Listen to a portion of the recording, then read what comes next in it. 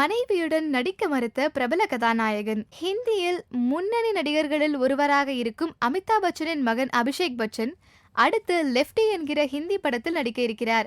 பிரபுதேவா இயக்க இருக்கும் இந்த படத்தின் படப்பிடிப்பு விரைவில் துவங்க உள்ளது. இந்த படத்திற்கு கதாநாயகி இன்னும் முடிவாகவில்லையாம். முதலில் இந்த படத்தில் அபிஷேக் பச்சனுக்கு ஜோடியாக நடிக்க ஐஸ்வர்யா ராய் விருப்பம் தெரிவித்திருந்தார். அதனால் இயக்குனர் பிரபுதேவா கதாநாயகி தேர்வில் கவனம் செலுத்தாமல் இருந்தார். இப்போது ஐஸ்வர்யா ராய் நடிப்பது குறித்து அவர் விசாரித்த போது ஐஸ்வர்யா ராயை தவிர்க்கும்படி கூறிவிட்டாராம் அபிஷேக் பச்சன். அந்த கதாபாத்திரத்திற்கு ஐஸ்வர்யா ராய் மூத்த நடிகை போல் தெரிவார் என்பதால் தான் அவரை வேண்டாம் என்று அபிஷேக் நிராகரித்திருப்பதாக ஹிந்தி மீடியாக்கள் செய்திகள் வெளியிட்டுள்ளன.